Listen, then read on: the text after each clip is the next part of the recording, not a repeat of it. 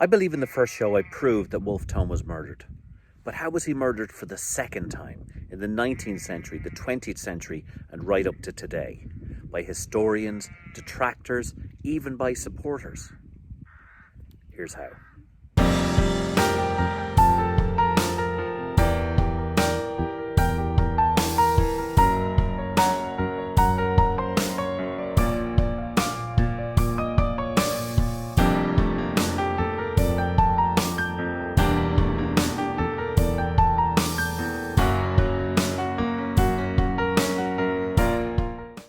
Many people blame the 1798 rebellion for what came after, the Act of Union between Ireland and Britain of 1801, but that's not true. Ever since Henry Grattan and the like had gotten legislative independence for the Irish Parliament in 1782, free trade and all of that, their days were numbered. Because Britain wanted to consolidate its power, it didn't want this pesky Irish Parliament doing its own thing. There had been 4 French invasion attempts. They dealt with the rebellion appallingly badly and 30,000 people were dead. So they wanted to consolidate their power, get rid of the Irish Parliament and have everything controlled from Westminster. The 2 men charged with getting the Act of Union over the line were Cornwallis, who had won and defeated the rebels in the rebellion, and Lord Castlereagh, the young son of Robert Stewart, the Marquess of Londonderry. The Act of Union between Great Britain and Ireland came into force on the 1st of January 1801. The Cross of St. Patrick was added to the British flag, giving us the Union Jack, the symbol we know today. This project, so long at the heart of the British establishment and the driving force behind fomenting the rebellion, had finally come to fruition. But it still required a vote in the Irish House of Commons, where it passed on the second attempt. 158 votes to 115. Familiar Irish MPs opposed it, from Henry Grattan to Charles Vereker to John Philpot Curran. But supporters included Gerard Lake, Dennis Brown and Lord Kilwarden, Arthur Wolfe, the man I think was Wolfe Tone's father. For an Irish Parliament to vote itself out of existence, a heavy price was extracted. Bribes, titles, honours were handed out like confetti, with Castlereagh comically observing. My occupation is now of the most unpleasant nature, negotiating and jobbing with the most corrupt people under heaven. I despise and hate myself every hour for engaging in such dirty work. Bribery in an Irish Parliament? Actually, Cornwallis and Castlereagh had to come up with about £60,000 to bribe about 50 MPs to change their vote. That's roughly €5 million in money today, which is roughly €100,000 per vote. To vote yourself out of an Irish seat in Parliament, cheap at the price. I mean, today's lads would cost an awful lot more. Or would they? Castlereagh was one of the most hated men in Ireland, but also later on one of the most hated men in England too. He was deemed responsible for the Peterloo massacre.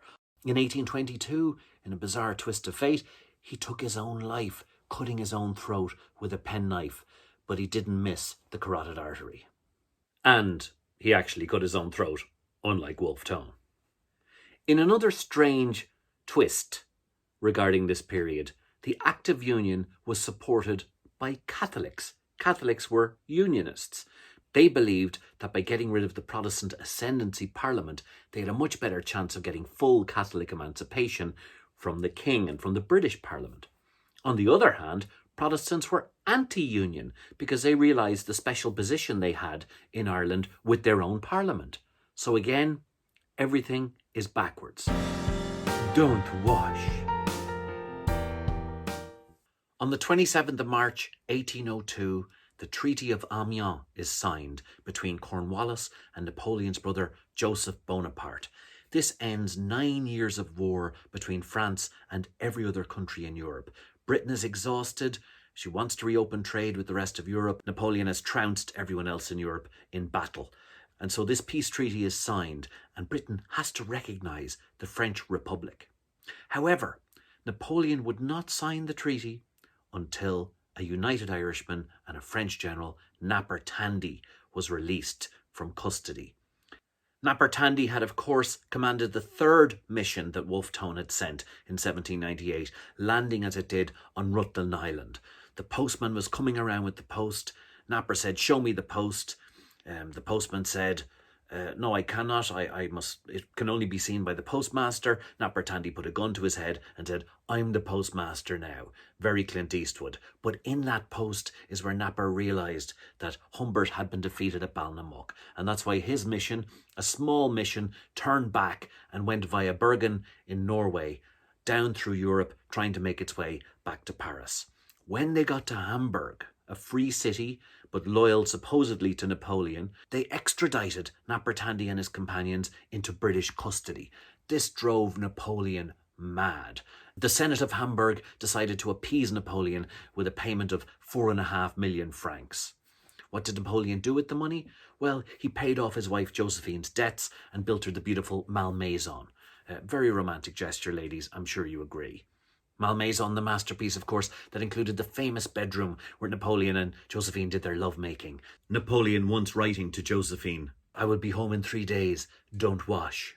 Napper Tandy was finally released back to French custody in 1802, March, 10 days before the treaty. He was given a hero's welcome, general's pension. He settled in Bordeaux, set up a beautiful restaurant called Napper Tandy's, got into the wine business with Robert Barton. Napper died in Bordeaux in August 1803. Some people say because he became his own best customer. I don't go with that. It's a usual trope to say that the Irish drank too much. He'd been a revolutionary for most of his life. He was 64. He'd endured tough conditions in prison. He deserved a few glasses of wine. And he died a hero in the French Republic, one of the few United Irishmen to get away with dying in his own bed. But the Napper Tandy affair proves two things: that the exchange of French prisoners was very important to Napoleon, and that Britain was willing to make those exchanges if the darker elements of the Irish government at the time weren't willing to, hence murdering Wolfe Tone. Spending 4.5 million francs on your wife proves that even republics, the thing I look up to, aren't necessarily free of corruption. It also shows that had Napoleon not been away in Egypt and Cornwallis was in full command of what was going on in Dublin in 1798, Wolfe Tone may have been exchanged. The Treaty of Amiens brought peace to Europe for just over a year, but in that year, Napoleon transformed French society. Most modern societies today still use the Code Napoleon, the way he structured modern life in France. The sad thing is, had the British left him alone, what could he have achieved? The town of Amiens is, of course, commemorated in the Dublin street, Amiens Street, where Connolly Station is. Of course, because the Irish refuse to pronounce French words correctly, which is fair enough because they refuse to pronounce Irish words correctly. Either way, to my south side friends, Amiens Street is on the north side. Give it a try, it won't kill you. Vicar Street Blues, yeah! In May of 1803, the war against Napoleon resumed. The remnants of the United Irishmen instigated their own rebellion under the leadership of the brilliant Robert Emmet. He deserves a show in himself, but there's a few things pertinent to Wolfe Tone about the 1803 rebellion. Robert Emmet's brother, Thomas Alice Emmet, was one of Wolfe Tone's best friends. And like Wolfe Tone, Robert Emmet spent time in Paris planning the rebellion and met with Napoleon, who was extremely impressed by this young man and his plans for a rebellion in Dublin that involved rockets and other amazing technological advances. Sadly, Emmet's rebellion was a failure. Only about 200 people showed up on the day. They failed to take Dublin Castle, and then on the way back there was a battle in Thomas Street. In yet another bizarre twist of history, Lord Kilwarden, Arthur Wolfe, the man I believe to be Wolfe Tone's father, left his home in Newland's house in Clondalkin and went into town thinking he would be safer and that he wouldn't be attacked by rebels in Kildare. On his way in the carriage, he comes upon the rebels on Thomas Street, who drag him out of his carriage and shouting, "Remember Orr," because of William Orr in 1797, pike Lord Kilwarden and his nephew. His body is brought to Vicar Street, where he dies. The rebels never knowing they may have killed a man who was actually Wolfe Tone's father. Not the first person who's died in Vicar Street. Emmet escaped but was captured a month later because Ireland then as now was a hive of rats and informers. He was captured in Rathfarnham by Major Sir. One of the militiamen searching house to house was a young Daniel O'Connell. Man of peace. Emmet was tried, gave his magnificent speech, and on September 20th was hung and beheaded outside St. Catherine's Church on Thomas Street, in front of a crowd of 20,000 people. Only 200 had come out with Emmet for his rebellion, but 20,000 turned up to gawp at his execution. It's a little bit like my gigs and Westlife's. About 200 people show up to my gigs, about 20,000 go to Westlife's. But the audiences are similar. The smaller audience is going to be enlightened, and the larger audience is going to witness acts of butchery. Nobody knows where Emmet's body is buried, but we know that his death mask was done by James Petrie and ended up in the possession of none other than Major William Sandys. Once again, no razor, but now he had Tone's death mask and Emmet's. The Republican dream in Ireland was over with the failure of the 1803 rebellion. Napoleon failed the Republican test, of course, by declaring himself an emperor. I think his motivation was, if you can't beat all the monarchies, we'll then become something they all look up to. Unfortunately, that was never going to happen because he was the wrong sort. Where's Grouchy? Despite his genius, despite his modernity, Napoleon's luck ran out in 1815 at the Battle of Waterloo, which took place in Belgium. Two armies were approaching France, one under the Duke of Wellington, British, and another under Blucher, the Prussians. If they joined forces, it would be 200,000 men against Napoleon's 85,000. So Napoleon split his army before they could meet up and sent off 32,000 men to head off the Prussians under the command of Emmanuel de Grouchy. Who was de Grouchy? 19 years before, he was on the same boat as Wolfe Tone in Bantry Bay, and he was the one who delayed the order to land because Hoche hadn't arrived yet. As the Battle of Waterloo commenced and raged, Napoleon waited word to hear from Grouchy to see him come back after having defeated the Prussians. It never happened. As Waterloo went on, he could see in the distance the Prussians arriving. Grouchy had not only not met him, they hadn't defeated them, and now Napoleon was going to be crushed without half his army. "Where's Grouchy?" he cried. But Grouchy was nowhere to be found. Grouchy is one of those great figures in history. It's not what they do, but it's what they fail to do which changes the course of history. And Grouchy had screwed up both Waterloo and Bantry Bay with Wolfe Tone. Wolfe Tone spoke kindly about him, of course, because he was a trusting kind of guy. Grouchy, like Lentaigne, had been from a royalist family, and possibly that inclination had never left him. So Napoleon was finally defeated, and he looked defeated in this picture. This is how I'm going to look after making these documentaries. This is how you're going to look after watching them. The end of republicanism, the end of the dream.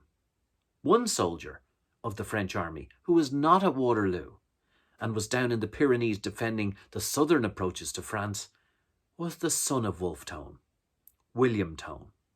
And the story of William and his mother Matilda and their efforts begin the Wolfe Tone myth, but also a lot of the confusion surrounding his death. The other Tones. After 1798, the Tone family history is full of tragedy. Peter Tone, Tone's father, died in 1805 with a hugely attended funeral in Bodenstown. Tone's mother, Margaret, lived out her days in Monk Place, Phibsborough. And yes, it needs a plaque. She died in 1818, and she was raising a young girl. We don't know what happened to her, but we presume she was Matthew Tone, Wolfe's brother's illegitimate daughter. Tone's sister Mary died in the Caribbean in 1799. Fanny died in childbirth. Arthur Tone joined the American Navy and fought bravely in the War of 1812, but we know nothing about what happened to him after that. Matthew, of course, died in 1798, and Tone's brother William died in India in 1802, fighting for an independent Indian republic. The story of Theobald and Matilda's children is no less tragic. Their daughter Maria died in 1803 and Frank died in 1806, both of tuberculosis. As the new century began, Matilda was now a single mother raising her only son, William, in France. Matilda Tone is no less a fascinating character than her husband, and like him, she was a brilliant writer and extremely funny, and when you read her, you could be listening to somebody talking today. A very beautiful woman, she was also under pressure from all sorts of people, including the Duke of Feltre, who wanted herself and William to move into his chateau. His real motivation was so that William Tone would eventually become head of the Irish Legion in Napoleon's army. For propaganda purposes, the prestige of having Wolfe Tone's son leading an Irish Legion would be invaluable. Matilda was having none of it, and she takes down the Duke of Feltre, as well as expressing her own individualistic feminism. The Duke of Feltre was one of these fellas who claimed to support Napoleon, but never stopped talking about the nobility of his birth and all the famous connections he had in his bloodline. The Duke of Feltre went over with devotion and delight to the Bourbons after the first fall of Napoleon, for which he was a fool, and broke the wind of his own hobby horse. Under the Emperor, he might have asserted his descent from the great Mogul, if it so pleased him. But the legitimate nobility, having nothing but their birth and blood to be vain of, were the more tenacious of it. Proofs of nobility were required. He was mocked, he was slighted, and died of a broken heart. But to return, I was greatly pained by the proposal for her and William to move in with the Duke of Feltre. For I knew the man and his fancies, and saw that it tended only to make us both dependents, domestic household dependence on him individually, a situation to which I was determined we should not be reduced. For my own part, not to inhabit the palace of the proudest potentate on earth, would I have given up my little home and my freedom, my desolate freedom, to think and to feel. Wow. Go Matilda. Matilda had no interest in her son William heading up any old Irish Legion with a bunch of Irish fellas who lived in France. No, she wanted him to be in the cavalry of the French army. She was raising William to be a Frenchman. And after endless bureaucratic rebuffs, she actually accosted the Emperor Napoleon. He was out hunting in the forest near her house, and she approached his carriage.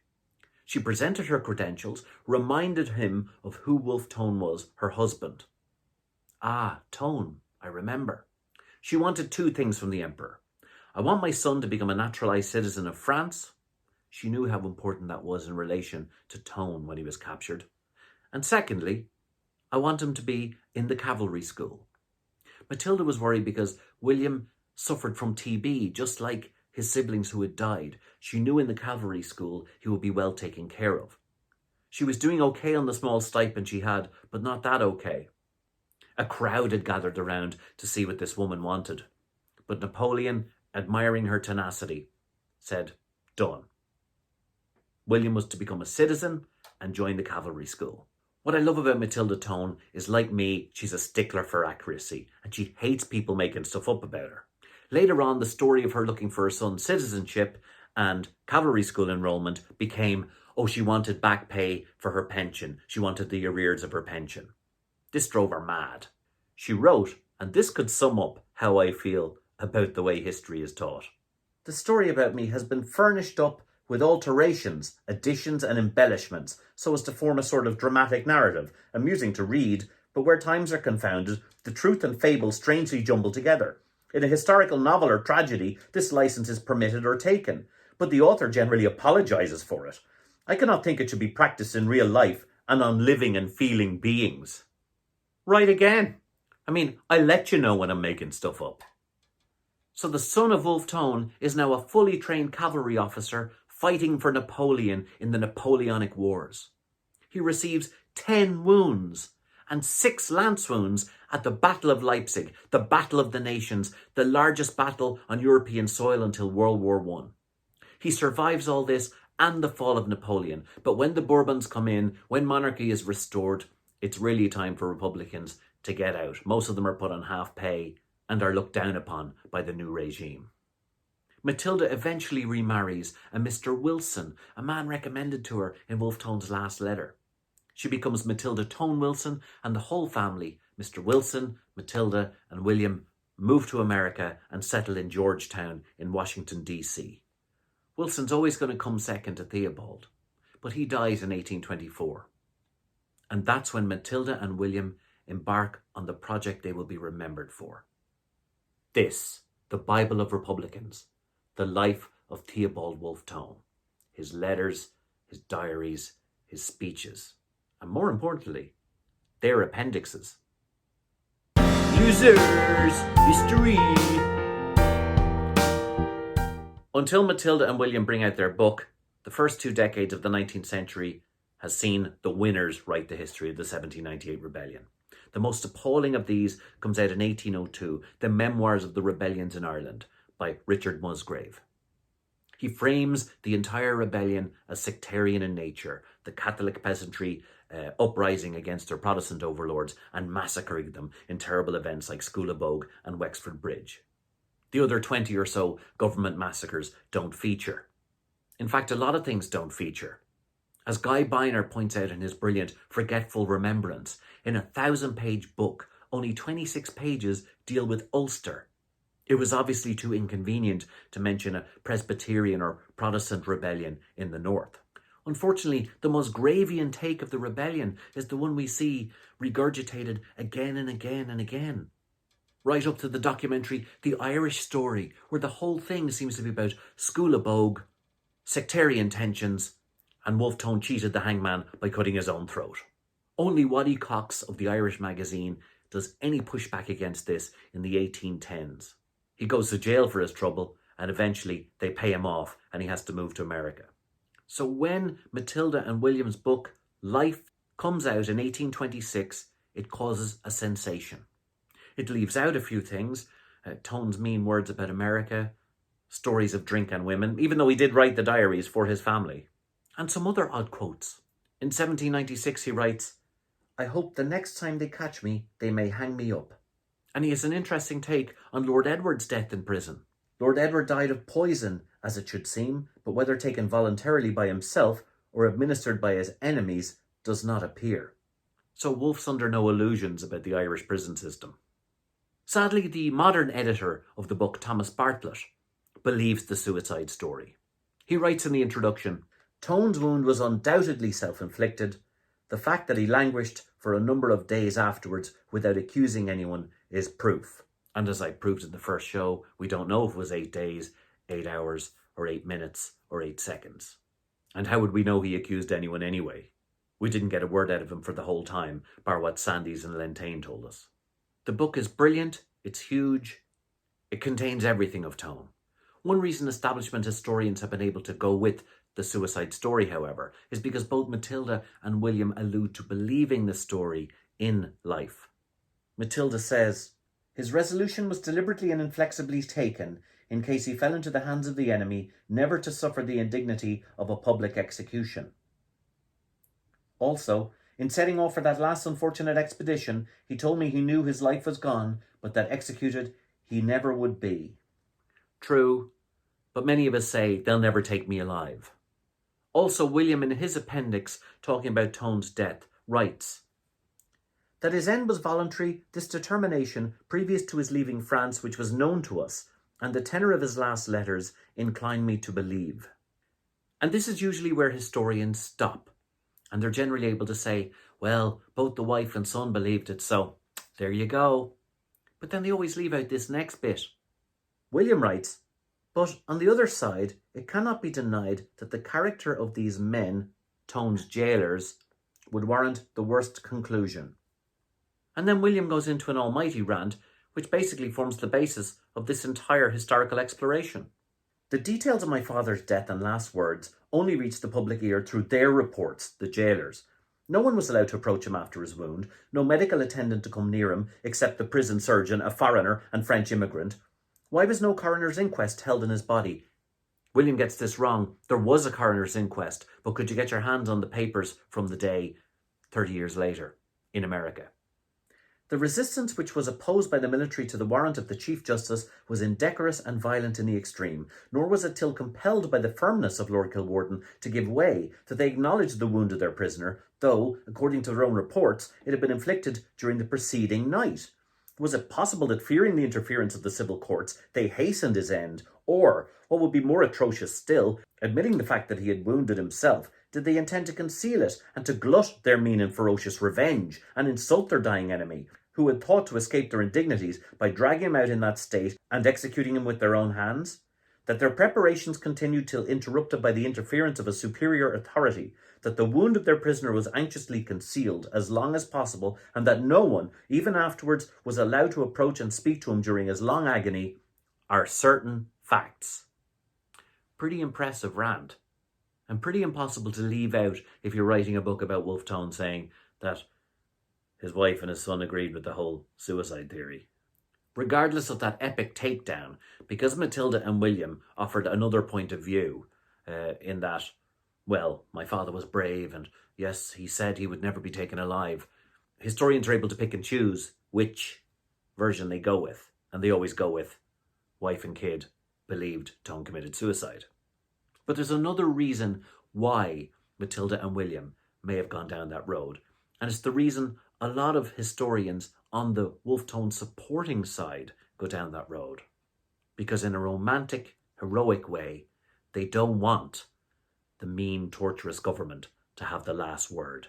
They want Wolfe Tone to have taken his own life because that was the brave thing to do. Cheating the hangman is the brave way to go. They want Tone to have agency. And the Irish are exceptional at this. It's what we call losers' history. The winners don't just get to write history, the losers get to write it too, and they get to write their version where they look good no matter what, even if they fail again and again. How are we to inspire future generations if we say that every effort we made, oh, that was pointless? So we have to big up what happened no matter the reality. One brilliant example of this is Italia 90. As far as I'm concerned, Ireland won the World Cup in 1990. We didn't just get 3 draws, fight a penalty shootout to the finish and then get kicked out by Italy. We won the World Cup. End of story. Unfortunately, losers' history and sentimentalism can combine to make a historian like R.R. Madden, an absolutely brilliant man, a man who worked in the British Civil Service, a man who helped to end slavery around the empire, who also wrote 11 volumes about the United Irishmen from 1842 to 1860. And this is the nationalist version of the United Irishmen, the first major history to come out apart from William Tone's biography. Unfortunately, I call him R.R. Maddening because he made up as much stuff as he recorded. Even one of the songs I did in the first show was written by R.R. Madden, but he claimed it was an original song from 1798. Half the time, he believes he was actually alive in 1798, even though he was only born in 1798. He called himself Iron and wrote a heap of brilliant songs. However, in terms of Tone's suicide, I believe he makes a real mess of things. And he uses what I call the 3 rules of Irish history to concoct something that I don't think rings true. The first rule of Irish history: I know a fella who knew a fella. When Madden writes about Lentane, he says, I have a recollection of, as the medical attendant of my family, one of the most eminent physicians of the day in Dublin, Dr. Lentane, one of the most amiable and benevolent of human beings. The circumstances connected with his attendance on Tone he detailed to a relative of mine in terms very similar to those which are given in the account I have taken from the Dublin Magazine. Marion Elliott calls this a first-hand account. It isn't a first-hand account. It's, I knew a fella who told me something. A lot of Irish history is told that way. The second rule of Irish history, and just Irish social life in general, is he was a lovely fella. Don't speak ill of the dead. Again, Madden writes, Lentane was a man as little likely as any person I ever knew to lend himself to any act of the kind imputed to Sandys by concealing a knowledge of its guilt. He was a most humane and honourable man. Blar, blar, blar. It goes on, and we hear about how Tone liked him, and the usual old stuff. I don't care how nice Lentane was. If he was being coerced by Sandys, that's the end of it. Madden also throws in a bunch of curveballs that are kind of difficult to prove. Instead of Tone having no visitors, he says, during the 8 days that he languished in a state of great bodily suffering, none of his friends, with one exception, Mr. Hugh Fitzpatrick of Capel Street, were permitted to visit him. Well, this is mind-blowing. Someone was actually allowed to visit Wolfe Tone? Hugh Fitzpatrick? Oh my God, who is this Hugh Fitzpatrick? Who is this guy? He must have been like his best friend, his dad, his other dad, his third dad. Well, no. Hugh Fitzpatrick was the printer for the Catholic Committee. He would have printed a bunch of Tone's pamphlets. He was also a treasurer. He would have given Tone the £1,500 the Catholic Committee awarded him before he went to America. But he's not a major figure in Tone's life. Why would he be allowed visit Tone and nobody else in the world? The only other time we hear Madden talking about Fitzpatrick is in relation to Lentaigne being a pal. Lentaigne resigned his military commission by the advice of Mr. H. Fitzpatrick of Capel Street in August 1799. Well, this is obviously the same Hugh Fitzpatrick who's now a pal of Benjamin Lentaigne. They're both Catholics. We find out that a lot of the Catholic elite hang out with Hugh Fitzpatrick in his premises in Capel Street, including the Earl of Fingal, who put down the Tara Rising for the government in 1798.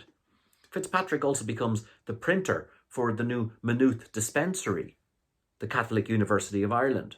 However, in 1813, the year that Lentaigne dies, he's sued for libel, for a tiny bit of libel he put in a footnote somewhere, and he's put in prison for 2 years. No one else ever mentions Hugh Fitzpatrick going in to visit Tone. You'd almost imagine that Madden needed someone to visit Tone in his mind so that Tone could still be alive, so that the story would ring true. But why would a nationalist historian want to prove the government's case, to prove what the government was telling us? Because again, in Loser's history, everything has to make sense, everything has to make the hero a hero, that he does linger, that he does say these last words. All it takes is you believing everything Lentaigne said. The third rule is, of course, snatching victory, heroic failure. Tone cheated the hangman, he won, he had agency in the end, he was the hero. Between Musgrave and Madden, Tone was finished off entirely. Add to that George Cruikshank's illustrations, which were anti-rebellion propaganda, and yet you'll see them up in every pub in Ireland. But luckily, through the years, unsentimental historians have taken William Tone's doubts and gone with them. And we've seen many articles come out over the years. I'm not the only person Madden drove mad. One person who took grave exception to his work was Matilda Tone. Unbelievably, 4 years after her second husband died and 2 years after the book came out, William Tone died of TB. She had lost all her children to the same disease. She lived out the rest of her days in Washington, D.C. and put pen to paper regarding Madden's work. I am told that Dr. Madden was twice in New York in search of documents for his history. I wonder he did not apply to me. I never heard of him till I saw his book advertised. Perhaps he was ignorant of my existence, for I live in complete retirement, and to use Carolyn's words, lonely and desolate, I mourn the dead. Can you believe Madden was in America interviewing every old emigre alive, but never went near Wolfe Tone's widow? The great thing about Matilda's last letter is she just points out every mistake he's made in the book. And it's a litany of he is mistaken and this is all a mistake. One person who didn't ignore Matilda Tone was the brilliant young Irelander, Thomas Davis. He had visited Bodenstown churchyard and saw that Tone's grave was just a mound of grass. He wrote to Matilda to elicit her support in getting a proper memorial put there. In a deeply respectful message to her, he wrote, "When I recollect what unbounding and unvarying love was between you and him, how in his hours of counsel and peril he thought of you as he would of an angel, I feel that you are the only fit guardian of this memoir of him who lies in Bodenstown." They succeeded, and a memorial was put in Bodenstown to Wolfe Tone. Matilda died in 1849 and is buried with her son in Greenwood Cemetery in Brooklyn. Sadly, Thomas Davis died at the age of 30 of scarlet fever in 1845, but not before he became one of the greatest songwriters of the 19th century. He wrote The West's Awake, he wrote A Nation Once Again, and he also wrote In Bodenstown Churchyard.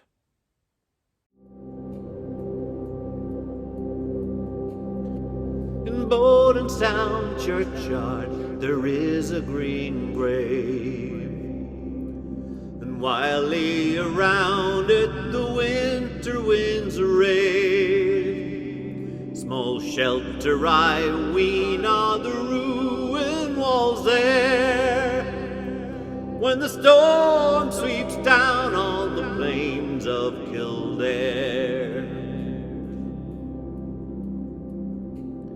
Once I lay on that sodded laze over Wolfe Tone, and thought how we perished in prison alone, his friends unavenged and his country unfreed. Oh, bitter, I said, is the patriot's meed. I was woke from my dream by the voices and tread of a band who came into the home of the dead. They carried no corpse and they carried no stone, and they stopped when they came to the grave of Wolfe Tone. An old man who saw I was mourning there said, "We come, sir, to weep where young Wolfe Tone is laid, and we're going to raise him a monument too, a plain one yet fit for the loyal and true. In Bodenstown churchyard there is a green grave, and freely around it let winter winds rave.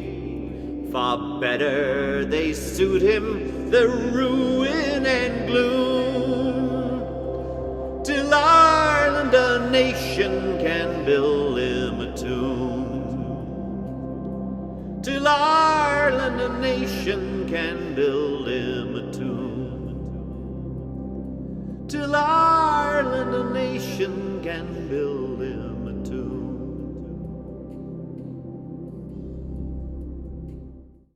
Cutthroat Tone. The towering figure of 19th century Irish politics was Daniel O'Connell, who replaced Wolfe Tone's vision of Protestant Catholic and dissenter with a kind of an insipid Catholic nationalism.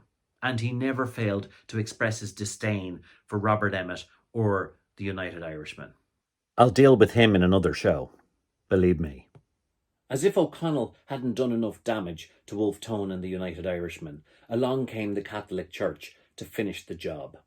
One priest, Father Patrick Kavanagh, brought out a book in 1874 after the failed Fenian Rising called A Popular History of the Insurrection of 1798. He removed all Protestant and Presbyterian involvement in the Rising. He removed the Protestant Catholic and dissenter idea and framed it as a Catholic uprising against the Protestant oppressors. In effect, he was doing exactly the same thing the Loyalist historian Musgrave had done in 1802. There was no mention that the Catholic Church had threatened to excommunicate anyone involved in the Rising. No mention of the loyal Catholics who put down the Rising. No mention that the Bishop of Ferns had called Father John Murphy the feces of the Church for his brilliant military leadership in Wexford. John Murphy was elevated, by the way, as if he'd run the whole thing with the blessings of God. Not that John Murphy doesn't deserve the reputation, but even later paintings took his red cravat and painted in a white priest collar to make him more priestly. O'Connell and the Catholic Church had now divided Ireland along sectarian lines. To be Catholic was to be Irish, was to be nationalist. To be Protestant was to be British, was to be loyalist. Wolfe Tone's vision lay in tatters on the ground. The Catholic Church also used his supposed suicide as a means of besmirching his reputation. The Galway Advertiser tells the story of the then Bishop of Galway, Dr. O'Doherty, on a right-wing rampage against the evils of Republican secret societies and their communist sidekicks. In May 1933, at a confirmation sermon in Kinvara, his lordship railed against the cutthroat tone. Annoyed by the bishop's outburst, Fianna Fáil and Republican councillors on Galway County Council decided to name a new bridge near the Claddagh after Wolfe Tone. And that's how we got Wolfe Tone Bridge. See, Galway, I knew you'd come through in the end.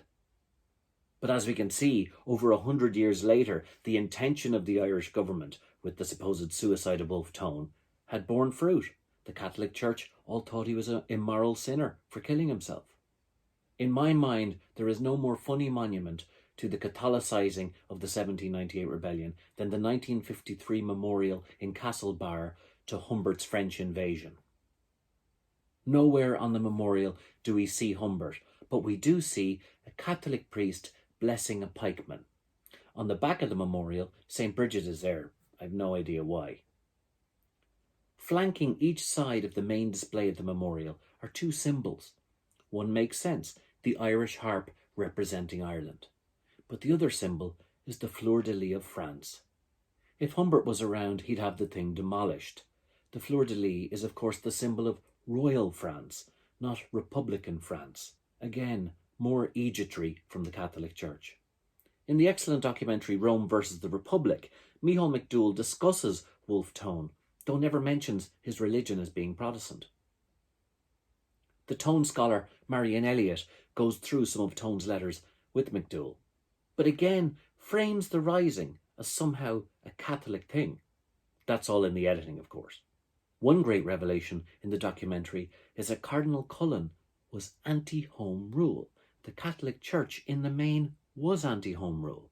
Why? Because, as Cullen said, "I must admit then that I do not like this new movement for what is called Home Rule, for of this I am convinced, that the first future attack on the liberty of the Church and on the interest of religion will come from a native parliament, if we ever have one." Wow. So to be fair to my Protestant friends, when they talk about Rome rule, this is what they mean. In terms of the two masters O'Connell served, the British government was adequate, as we already had a government here, the government of the Church. In a sense, how could the Irish win? The Catholic Church was anti-Home Rule, the British Parliament was anti-Home Rule. And now, school kids were learning all sorts of rubbish about what the 1798 rebellion was about. After one of my live shows, when there was still shows, a lady came up to me and she was visibly upset. And I thought it was me. And she said, no, I'm just upset as to why the Catholic Church were so mean to the rebels. Why were they so mean? And I said, well, what do you mean by that? And she goes, because they were Irish and these were Irish people suffering. And I had to break it to her. I said, because the Catholic Church isn't Irish. It's a multinational corporation with branches in every country and a central head office in Rome. It's we, the Irish, who've taken on this idea that Catholicism is innately an Irish thing. It's not. We do that all the time. We did it with the PR voting system, which we brag and boast about to the world as being one of the most sophisticated ever. Of course, it was given to us in 1919, so the Sinn Féin would never get a majority like they got in 1918, and so it would give us undefinitive election results till the end of time. PR voting was part of the colonial package, and boy has it worked. That's why Tone's message of unity between Protestant, Catholic and Dissenter was so important, so that no community could lord it over the other. Drenched in blood. In 1991, renowned Ulster surgeon gave a talk to the Ulster Medical Society. Who fears to speak of 98? In it, he says, on this day, 10th of October 1791, 200 years ago, two men boarded the coach in Dublin at 10:30 a.m. Few could have imagined the carnage which would result from their trip to Belfast. Consciously or unconsciously, what Hume Logan is saying here is that Wolfe Tone and Thomas Russell are responsible for all the carnage that followed. This is a kind of O'Connellite way of thinking. Their violence is to blame for everything. State violence is merely reactive and acceptable in these circumstances. Many deeply researched academic books about Tone follow this line of thinking. In Frank McDermott's notorious 1939 biography of Tone, he also lays the blame for the carnage of the rebellion at the feet of Tone. The rebellion which Tone fostered drenched Ireland in blood. That it increased hatred of England he might have reckoned as a gain, but if so, it was a gain too dearly purchased. The hard fact which emerges for our instruction is that this apostle of Irish unity left the country more deeply and bitterly divided than he found it. So at no point is it the homicidal maniacs who killed 90% of the people in the rebellion who were imposing the penal laws and the most horrific tortures and executions this side of Game of Thrones. It's all Tone's fault. After the 1916 rebellion, the blame for the destruction of 7 city blocks in Dublin was laid by the Irish Independent editorial of the 4th of May firmly at the feet of the rebels. The ruin around us is the work of the common enemy. At no point was it mentioned that the actual destruction was wrought by two 18-pounder guns that were sitting in the concourse of Trinity College and just lobbing shell after shell onto O'Connell Street for a week. The rebels didn't have 18-pounder guns. They had rifles. The best they could do would be shoot a bullet into the Daniel O'Connell monument. This line of thinking, or what I call victim blaming, could be carried into any situation. We could say that the destruction of Hiroshima was because the Japanese people didn't overthrow their lifetime emperor Hirohito. But we could also say it was the atomic bomb that did the damage. But blame for the carnage isn't all that McDermott gets involved in. When it comes to Tone's suicide, all establishment historians agree. He did it, and there's no doubt about that fact. McDermott even goes so far as to say that he cut his own throat is, in fact, as sure as anything in history. As sure as anything in history. Well, I hope I've shown in the first show that we can't be that sure. McDermott's not finished, though, ascribing all the evils of the world to Wolfe Tone. He failed, and the consequence of his failure was the Act of Union.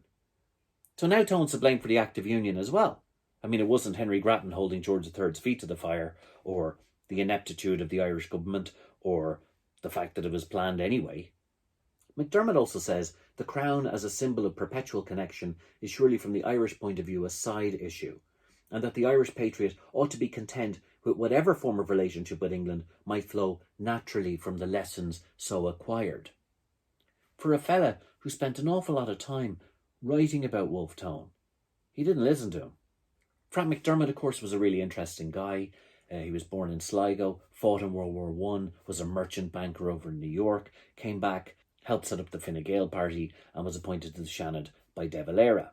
But he wouldn't be the first writer on Wolfe Tone who didn't seem to like his subject. In 1981, Henry Boylan brought out Wolfe Tone. On the back was a fascinating description. Tone was one of the most attractive and least fanatical of all revolutionaries. Already the idea you're meant to get is that revolution is fanatical, but he was one of the least fanatical. The state, the homicidal maniacs, that's the natural order of things. Henry Boylan didn't like Tone either. He regarded Tone as naive. He thought it would be possible to unite Catholic, Protestant and Dissenter under the common name of Irishmen.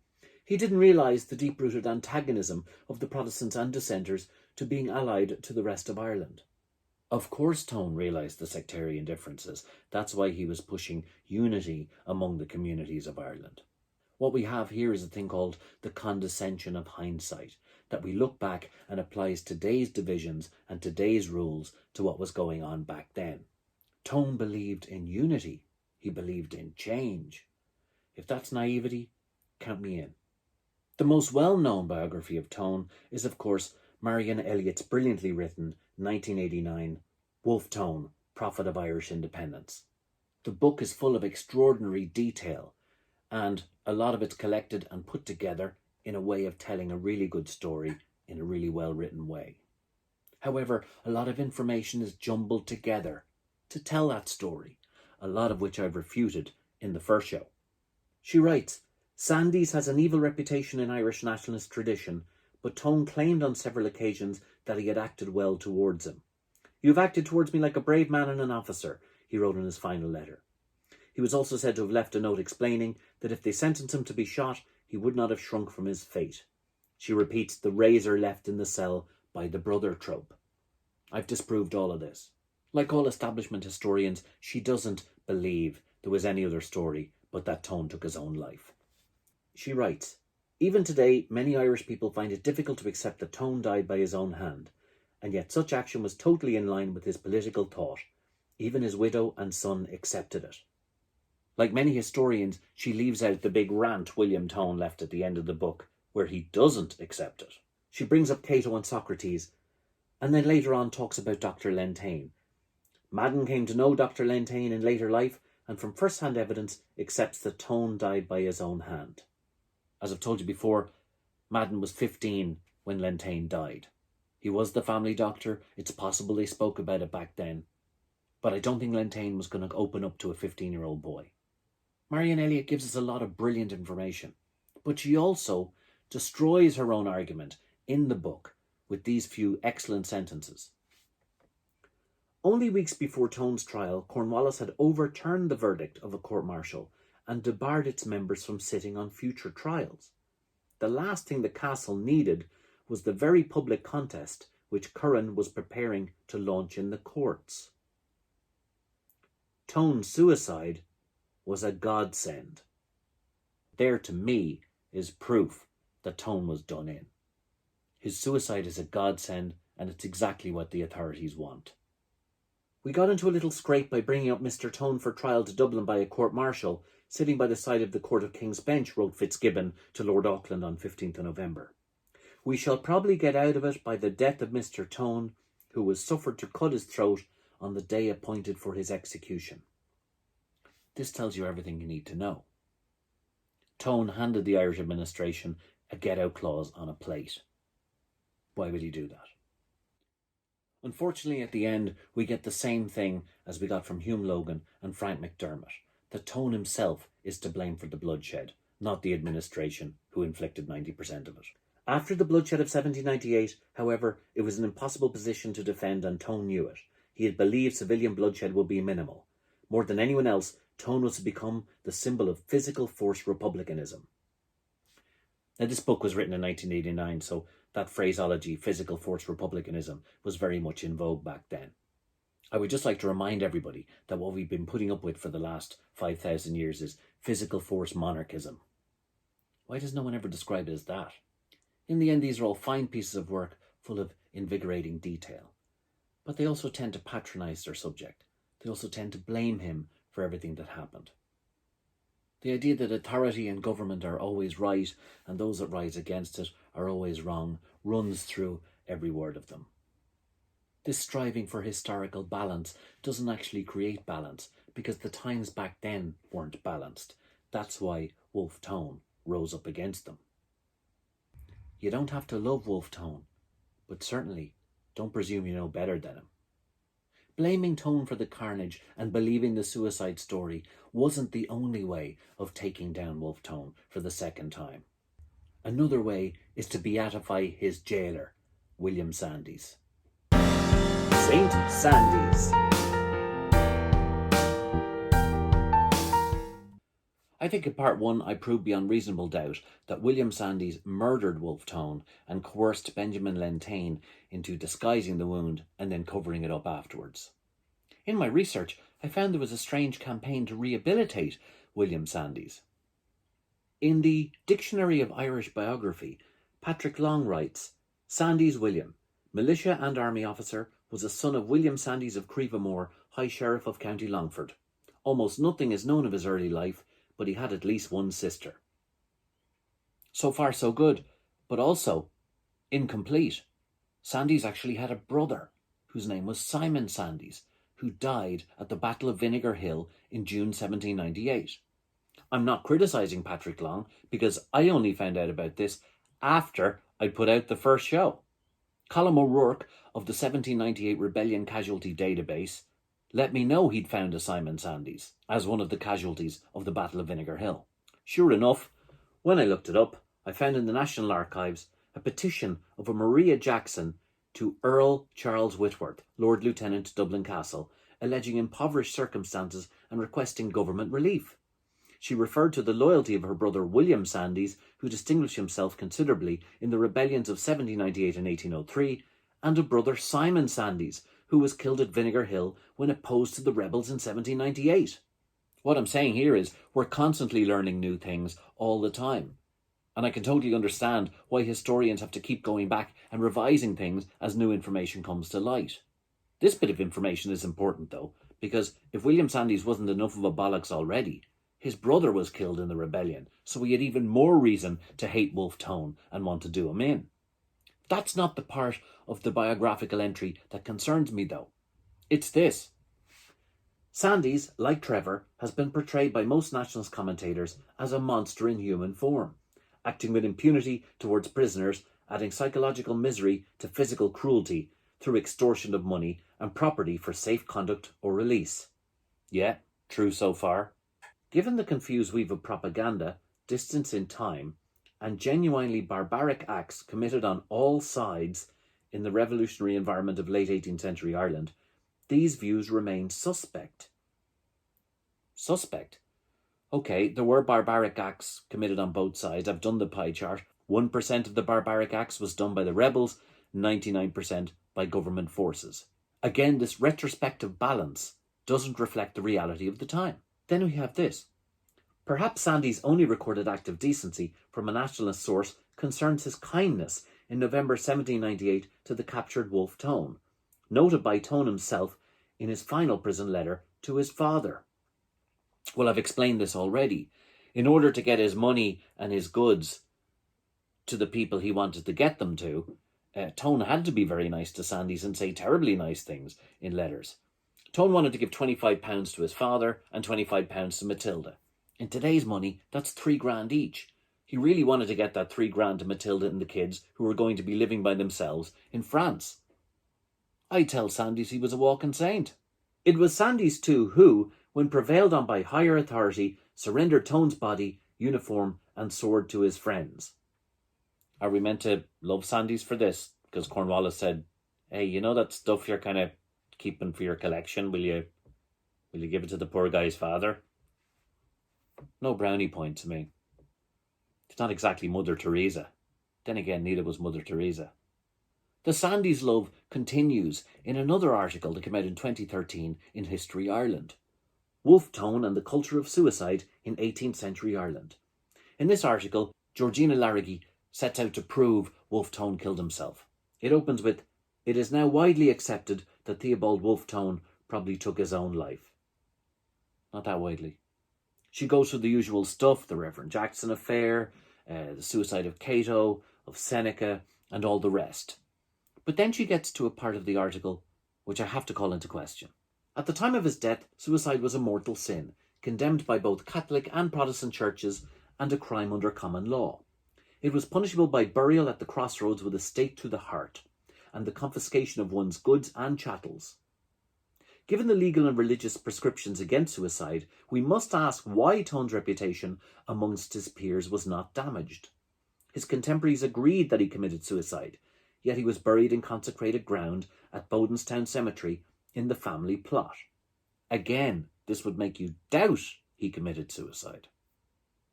According to a London newspaper, The Courier, Major Sandys, who was in charge of Tone's trial, was not gratified by seeing a stake driven through the body of the deceased. Viceroy Cornwallis agreed. He did not delight in trampling on the ashes of the dead. Okay, so Sandys and Cornwallis agreed, well, we shouldn't put the stake through the heart. Except, as I told you in the first show, Sandys did want to put the stake through Tone's heart. It was Cornwallis who told him not to. I know it's nerdy, but we have to go back to the source material and compare both sentences. In the original article, it says, Brigade Major Sandys claimed Tone's stuff as his property by a sort of droit d'aubaine, but he has been disappointed, nor has he been gratified by seeing a stake driven through the body of the deceased. The humane Cornwallis does not delight in trampling on the ashes of the dead. This is very different to he was not gratified by seeing a stake driven through the body. This is very different to what Larragee writes. By putting in Viceroy Cornwallis agreed and changing nor was he gratified to was not gratified, she changes the entire emphasis and meaning of the report. It's an easy mistake to make if you leave out the sentence before, but he has been disappointed, nor was he gratified. Then, of course, it can read as if Sandys was not gratified by seeing a stake through the heart. Unfortunately, whether it's a mistake or not, history's a little bit like time travel. In sci-fi movies where they say, when you go back in time, don't touch anything or you will change the course of human history. It's the same here. Just by a slight change of emphasis and saying Viceroy Cornwallis agreed, Sandys now once again turns from murdering swine to walking saint. The Culture of Suicide article led to the RT History show featuring Georgina Larragee talking about Tone's suicide. Unfortunately, that's the only show about Wolfe Tone you can find on the national broadcaster. Look it up. No podcasts. Luckily, there is one other podcast about Wolfe Tone on News Talk, where the editor of History Ireland, Tommy Graham, makes the far more reasonable assertion that Wolfe Tone died of a cut throat. On balance. On balance. On balance? When I was researching my shows, an invaluable source of info was Patrick Gagan's amazing lectures from 2015 that are all up on YouTube. They're about 15 minutes each. I can't recommend them highly enough. They're brilliant. Again, when he talks about Wolfe Tone's suicide, he says, on balance, I think Wolfe Tone did commit suicide. And of course, a lot of the brilliant detail he goes into is the stuff we've known for all time. And yet of all the historians I've mentioned, none of them answered the vital questions. Why would Tone commit suicide when he had two lawyers visit him on Saturday night telling him that they were going to do everything in their power to set him free? How the hell did he have a razor in his possession, and where is that razor now? Why was the sheriff not informed the first time he came up to the prison to get Wolfe Tone? And why was Tone allowed no visitors? This stuff is all vital, and they're all doing themselves a disservice if they don't check themselves regarding believing the testimony of the time. Of course, historians are storytellers, and they're telling the best story they have to hand. Far be it from me to recommend where they might find all this information handily put together in one place. Balance, as we see, is an extraordinarily important thing to have in history, but sometimes it can be taken a little bit too far. Sometimes balance isn't really balance at all.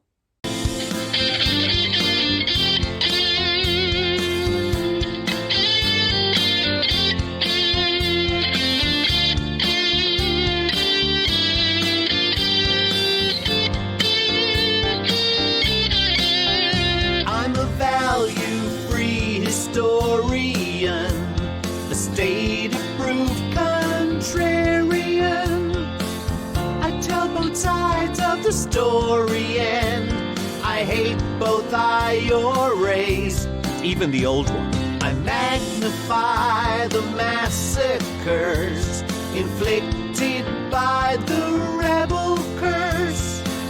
I'll say the Brits weren't great as well, so it looks like fair play. I claim to see from both sides now, the yin and yang, the who and how, but the empires never blame for why so many had to die. And I'm an empire guy. My heroes wore inertia's crown and dragged themselves to London town. For decades pushed home rule around, but nothing ever changed. O'Connell's peaceful ways were right, so a million starved without a fight. Redmond's recruits sailed away, but it's fine to die that way. Cromwell was a decent man. You misunderstand. The black and tans commemorate the RIC, 'cause that's maturity. Why can't you silly people see? Scold you plebs for being dopes, and if you mention hanging ropes or coffin ships, we'll call you mopes. How dare you feel that way? We'll decide what you focus on. We must be balanced. No one's wrong, no one's good, and no one's bad, except both IRAs, especially the old one. You rabble with your rebel songs. You got it wrong. You don't belong in this rarefied straw house we built out of post-colonial shame and guilt. We're not Wolfe Tone Republicans. We say we are, though he would run us out of town if he was here to hear us troll and sneer. What a career.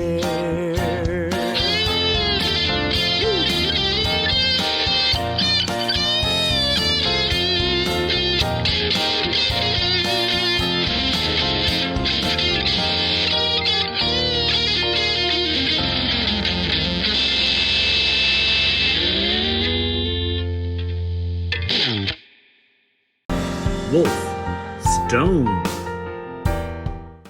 You can tell a lot about a country by how it commemorates its dead heroes. O'Connell got his amazing statue in the 1880s, and in 1924 Sackville Street was changed to O'Connell Street by the Free State government, who were elevating O'Connell to the top of the pantheon of greats. So surely Wolfe Tone, the founder of Irish independence, would have got the same treatment. Are you joking? In the Croppies Acre near Wolfe Tone Quay is a stone inscribed Tribute to Wolfe Tone, Patriot, 1898. This stone was carved from McArt's Fort up in Cave Hill. This was supposed to be the foundation stone for a Wolfe Tone memorial that would be erected in 1898, the centenary of the Rising. The proposed statue, designed by Manchester sculptor John Cassidy, was to be very impressive and very like the Daniel O'Connell monument, containing not just Wolfe Tone in chains, but also Lord Edward, Michael Dwyer, Henry Joy McCracken, and Father John Murphy. Everybody got on board. The stone was brought from Belfast to Dublin, and the Catholic holiday Lady Day, August the 15th, 1898, was decided to be the day when the foundation stone would be laid on the corner of Stephen's Green at the top of Grafton Street. Everybody got involved: Hibernians, Catholic organisations, the Redmondites. The statue was going to cost £14,000. Only £561 had been raised, and all of that by Maud Gonne, who refused to share a platform on the day with the Redmondites. James Connolly criticised using a Catholic holiday as a day with which to lay the foundation stone, but he can't really talk about using Catholic holidays to do stuff. Just to show how on board the Catholic Church were, Dr. Walsh, the Archbishop of Dublin, declined to attend on the Pope's orders, but he did donate £20. Sadly, for all the pomp and ceremony, the money raising came to nothing. £561 was all that was raised, and most of that was embezzled after Maud Gonne handed it over. A few years later, Dublin Corporation purchased the same site to put up the Fusiliers' Arch, dedicated to those who had died from the Royal Dublin Fusiliers in the Boer War. The confused and disparate nationalist groups of 1898 weren't even able to get it together to put up a statue to Wolfe Tone. W.B. Yeats summed up the new quasi-nationalist Ireland, the mercantilist Ireland that would embezzle funds for a Wolfe Tone statue, with a great poem. Was it for this the wild geese spread, the grey wing upon every tide? For this that all that blood was shed, for this Edward Fitzgerald died, and Robert Emmet and Wolfe Tone, all that delirium of the brave? Romantic Ireland's dead and gone, it's with O'Leary in the grave. O'Leary had been one of the biggest supporters of the Wolfe Tone Memorial that Maud Gonne had worked so hard on. We all know that W.B. Yeats was madly in love with Maud Gonne, but sadly that love was unrequited. Undaunted, W.B. Yeats moved on to her daughter, Iseult Gonne. That was also unrequited. In a way, you could say he was adding Iseult to injury.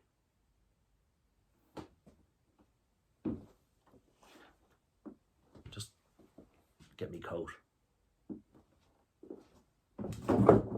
Sorry, I've been trying to use that joke for years and finally found a way to do it. Tone eventually did get his Stephen's Green statue, but not until 1964. And this one by the sculptor Edward Delaney, I've never liked it, to be honest. It was described for a long time as Tonehenge. The UVF hated it so much they blew it up in 1971. Unfortunately, it was repaired and put back together. No insult to Edward Delaney, the sculptor. It's fine and all. I'm just old-fashioned when it comes to these things. But there is one detail on the sculpture that I really dislike. For some reason, Tone seems to be putting his hand up to his throat. I don't know why the sculptor would do this, why Tone wouldn't be writing or reading something or just standing there heroically. Why is the hand up to the throat? We can't even get it right with Tone in our stone memorials to him. It seems to suggest cutthroat Tone. It's remarkable to think that Tone's statue wasn't built until 1964. The second statue to Tone that was ever built was down in Bantry Bay, designed by Jean Reinhardt. I think it's slightly more acceptable. But what about the other stones? What about the buildings Tone inhabited? Amazingly, barely anything survives. Out in Blackhall, not only is the Wolfe family home gone, demolished in the 1940s, but also the farmhouse where the Tones lived. All that's left is a couple of stones on the ground. Stafford Street, where the plaque to Tone for where he grew up was demolished completely in the 60s and replaced by yet another faceless office block. They kept the plaque though. A bit of new research, I discovered where Tone was waked after he was released from prison. It was number 56 High Street. And I scoured everywhere to find a picture until I realised it already existed in the Malton print of the Tholsel. But why has there been confusion over the location of this house for so many years? It was thought for many years that 65 Thomas Street was actually the location of Tone's wake. Why? Because, again, like time travel in history, someone had just got the figures the wrong way round. I searched in vain to find a 65 High Street, but it never existed because it was only ever 58 houses on High Street. It was driving me crazy until I looked in Tom's directory and found that William Dunbavin, Tone's cousin, wasn't in a 65 High Street, he was in a 56 High Street. Somebody back in the day got the numbers the wrong way round, and we've been living with the results ever since. So I discovered it. It was great, and I was thinking, let's get a plaque up there. But of course, High Street barely exists anymore. Needless and ridiculous Dublin road widening, which smashed our medieval street plan to pieces in the 60s, 70s and 80s, meant that if you did want to put a plaque up to Tone, it'd probably be on the little island, pedestrian island, halfway across the road, across Nicholas Street. In fact, High Street was full of buildings connected to the United Irishmen. One lucky survivor, because it was built back from the line of the street, was the Taylor's Hall, where Wolfe Tone's office was when he was a member of the Catholic Association. It was also the back street parliament where the Catholic fake parliament would meet. Thankfully, An Taisce saved that, one of the only things saved from that era. Even Lord Kilwarden's residence didn't get away with it. Newland's house out in Newland's Cross in Clondalkin was of course demolished in 1983 to make way for some marvellous Celtic Tiger apartments. Wolfe Tone Quay features the beautiful Croppies Memorial Park. However, even that sacred space hasn't escaped the lunacy. We all remember the Anna Livia fountain that went up on O'Connell Street in the 80s, later to become known as the Hooard in the Sewer. People were able to sit down around the fountain and eat their McDonald's and then throw the McDonald's wrappers into the water. Then someone figured out you could get fairy liquid and squirt that in, and then you could make a gigantic bubble cloud that would float all the way down O'Connell Street. So they eventually got rid of it. But not wanting to let a good statue go to waste, even though it was designed as a memorial to Michael Smurfett's father, fair enough, they managed to re-utilise it and stick it bang into the Croppy Memorial Park, even though it has nothing to do with the Croppies or anything else for that matter. Pop Tone! So we know that the architectural and memorial legacy of Tone is a disgrace, but what about the cultural? In pop culture, where do we see Tone most forcibly? Well, of course, when you Google Wolfe Tone, the first thing that comes up isn't Wolfe Tone, it's the Wolfe Tones. Would you believe for years I only thought about the name the Wolfe Tones in terms of Wolfe Tone? I never thought there was a brilliant play on tones, as in tones in music, and I'm a musician, like the Deftones. Amazing. It's brilliant.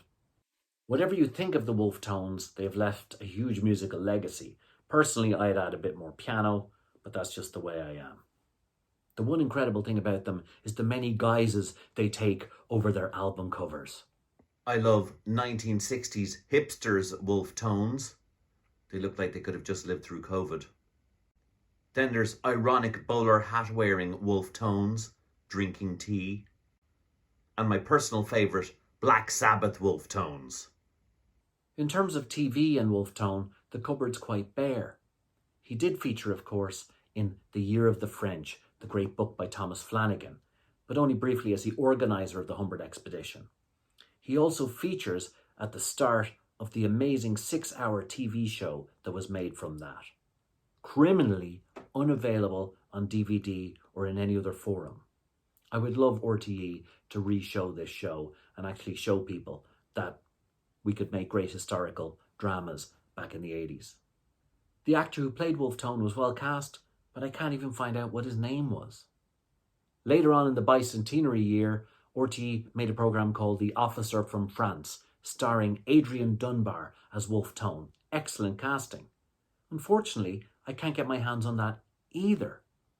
I can watch 4 property shows a day and 2 home and aways on RTE every single day, and yet I can't watch 2 historical dramas about Wolfe Tone, the founding father of the nation. In fact, it amazes me that the stories I've told you have not become widely circulated and widely made into films and TV shows. The story of Matilda and her son alone is incredible. I'm always amazed that the 2 biggest shows that came out of Ardmore Studios in the last 20 years were about our mortal enemies, the Vikings and the Tudors. Though I'm kind of glad an epic on Wolfe Tone hasn't been made, because by the time people got their hands on it, he'd end up being the terrible baddie and the British Empire be the goodies. It's just the way it would work out in Ireland. In terms of TV documentaries, if you want to look at a fair assessment of Wolfe Tone and the United Irishmen, you actually had to go north. William Crawley's An Independent People, the Story of Ulster's Presbyterians, talks about the United Irishmen in a very fair way. And why wouldn't he? Most of them are Protestants and Presbyterians. In general, radio, internet, TV, YouTube, there really is a paucity of stuff about Wolfe Tone, which is one of the reasons I'm doing these shows. But sadly, Tone has recently become a bit of a political football. And a lot of people are lowering the tone. Sorry, I had to get those in there.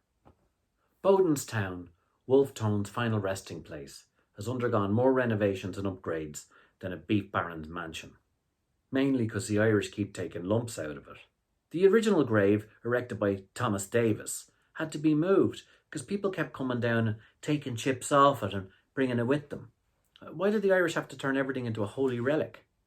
The next gravestone went up, and then they had to put a cage around that because the same thing was happening. Eventually, we got the marvellous platform we have today. Bodenstown became the focus of pilgrimage for those who love Wolfe Tone. In the early part of the 20th century, it was the focus of the rising leaders, and where Patrick Pearse came out with his infamous statement about Tone. We have come to the holiest place in Ireland, holier to us even than the place where Patrick sleeps in Down. For a lot of people who think Patrick Pearse was a Catholic crazy, actually his father was an English Unitarian. So like Wolfe Tone, he was of mixed religious parentage. But this statement, more than anything, shows that to Patrick Pearse, Wolfe Tone was more important than the Catholic Church or any of its saints. Liam Mello spoke there, and even in this incredibly rare footage, the Cumann na Gael government went to Bodenstown. Sadly, in 1934, Protestant workers from Belfast Shankill Road came down to pay tribute to Wolfe Tone, but a fight broke out and they were sent packing. Terribly unfortunate thing to happen, but they're still going strong. I want to thank you all so much for paying for what I hope you thought to be an enlightening and original experience. Due to the government's laissez-faire approach to my former industry, this is my only income now, so I really appreciate it. But I need you to keep spreading the word. The 2 shows will be on sale at paddycullivan.com for the foreseeable future. And my new show will be out on May 28th. Please get a ticket after the last song in this show. The Murder of Michael Collins. If you thought Wolfe Tone was a doozy, wait till you get a load of this. Also, if you can, subscribe to my YouTube channel. If I get 1,000 subscribers, I hear they start paying you. Putting these shows together is incredibly difficult and takes very expensive equipment and hours of editing. Fine Gael would be proud of me. I've upskilled. I've learned Final Cut. I've bought a 10 terabyte hard drive, a green screen, and read everything about Wolfe Tone so you don't have to. Please support me at Patreon, PayPal, and Bandcamp, and get in touch and let me know what you thought of the shows. I hope I'm bringing a new approach to how we look at history, and I want to thank everyone who helped me along the way. As I think I've shown, for 2 centuries and 2 decades, Wolfe Tone has been attacked on all sides, by political leaders, by the church, and by historians. The latest attack is by a new cohort who actually claim him. They call themselves Wolfe Tone Republicans. They use his name to differentiate themselves from grubby, normal, everyday Republicans who they really see as ethno-nationalists and are unsophisticated in their outlook. I think they do the majority of Republicans an injustice. We know exactly what Wolfe Tone was talking about. One Wolfe Tone Republican, in a recent article, claimed he was a Wolfe Tone Republican, and then in the next sentence said that a Protestant woman, because she was culturally Protestant, shouldn't be a member of a Republican party. That's not very Wolfe Tone-y. And as Wolfe Tone might say, where does that leave me? There are other people who call themselves Wolfe Tone Republicans who, despite that, say that any discussion even of unity or talking about a referendum on the island to do with uniting the island is somehow divisive and that it should be kicked down the road for decades. I'm sorry to break it to you, but if Wolfe Tone had a car, his bumper sticker would be unity. It's kind of his MO. His organisation was the United Irishmen. He wanted unity between all the communities on the island. I can tell you one thing. He would have abhorred partition. I don't think he would have even understood it. He would have hated, first of all, the division between Dublin and Belfast, his 2 favourite cities. He would have seen 1920s partition as a kind of a geographical, shrunken Protestant ascendancy idea. Although I have to hand it to the Unionists, having fought against Home Rule for 120 years, they got it. And that's why I like Unionists, their capacity for change. As for historians, think of me as Henry Fonda in 12 Angry Men, hoping to convince you, a bit like Voltaire, that when the facts change, you might change your minds. But when it comes to the murder-suicide debate, I think the fairest assessment is by the brilliant C. Desmond Greaves, who wrote the best book on Wolfe Tone, 1961's Wolfe Tone and the Irish Nation. Get it in Connolly Books. Support your bookshops. Greaves' assessment is actually the most balanced. He says of the suicide theory, Fran McDermott says that he cut his throat is in fact as sure as anything in history. The very exaggeration of this statement shows its bias. As sure as anything in history? It'd be better to say that while nobody will ever know precisely what happened when Tone was held incommunicado by his captors after an illegal trial, there are few instances where suspicion is more justified, and historians are as entitled to record that Tone was murdered while in illegal custody as to accept his jailer's word for it and record that he cut his own throat. You can't get fairer than that. And I suppose the point is that you can't be wrapping up a historical moment as important as Tone's death in a bow and saying, we all agree, do you agree? I agree, yes, that's it, he definitely committed suicide. The very act of being so definitive in the statement is itself suspect. So was Wolfe Tone murdered? I would say yes. Was he murdered for the second time over the last 2 centuries and 2 decades by successive antagonists? I'd say yes. But on the 3rd day, no, let's not go there. Let's just say you can murder him as many times as you like, but you can't keep a good man down.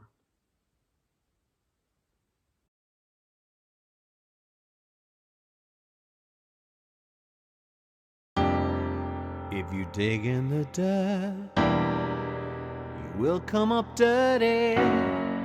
This is something I know that you know. And if you wanted peace, you should have known what it means to get dirty. For one time, could you show that you know? The sun, it still shines, but not for everyone. behind golden gates, the few still having fun, while everybody else is still on the run, getting their hands dirty.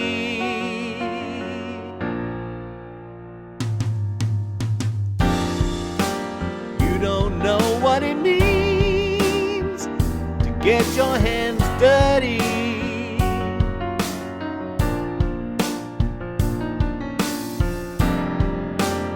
You don't know what it means to never stop working. And all we ask of you is a fair chance. You just do the same old dance. You don't know what it means to get your hands dirty. Yeah.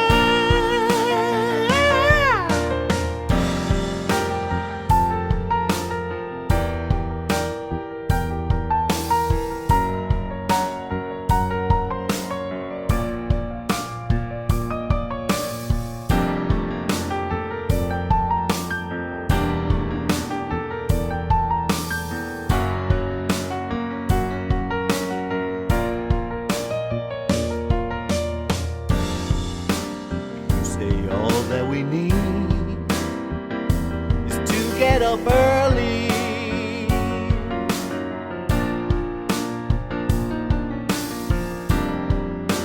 But I can assure you, all we do is get up early.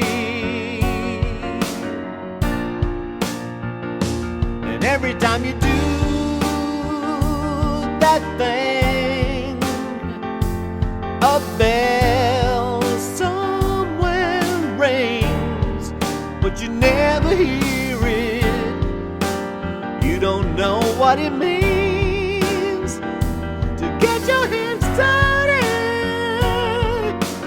Yeah. You went to the same school, hung around with the same fools, same college to the same job.